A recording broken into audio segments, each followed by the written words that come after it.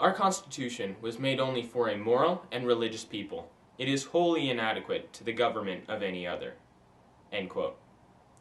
This familiar statement made by John Adams continues to point us in the direction we must follow if we wish to remain free. When the United States of America was founded, it was founded upon three main principles that its people must have in order to maintain liberty. The American people must be moral, religious, and educated if they wish to remain free of every kind of tyranny. Morality is what our society must be built upon.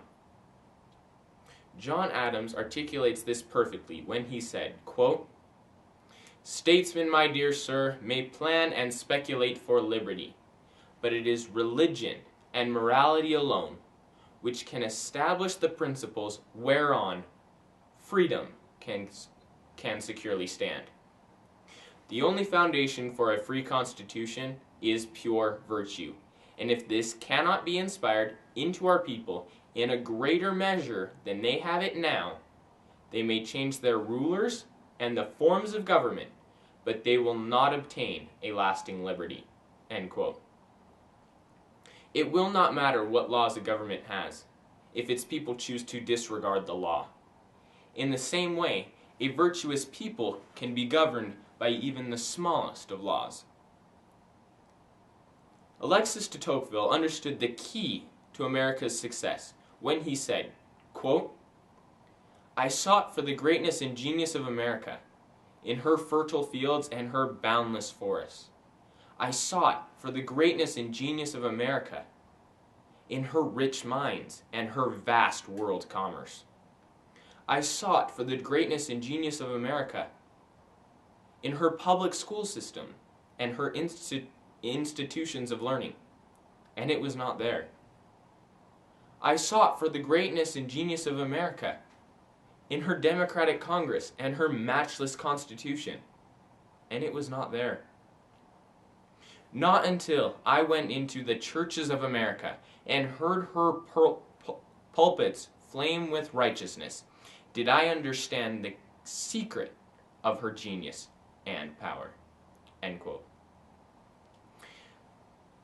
Believing in God is what makes us strong. Believing in God is what sustained the founding fathers through their trials, and it is what will sustain this nation through its trials. If we wish to remain free, we must remain a God-fearing people. Freedom and liberty are never free, and the way that we keep our freedom is by being able to recognize when it is being taken away. To recognize tyranny, we must be able to understand it and refute it. To understand tyranny, we must be educated. Thomas Jefferson stressed this principle when he said, quote, "All tyranny needs to gain a foothold is for people of good conscience to remain silent. Enlighten the people generally, and tyranny and oppressions of body and mind will vanish like evil spirits at the dawn of day." End quote.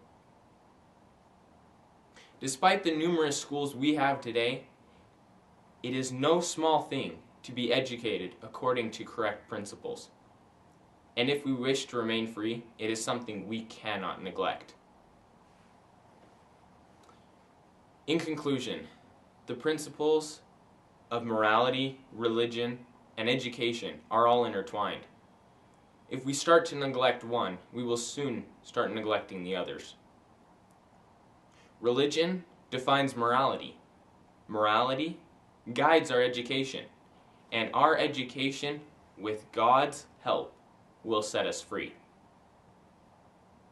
If we will only seek morality, believe in God, and continue in education, America will flourish as a land of liberty. Thank you.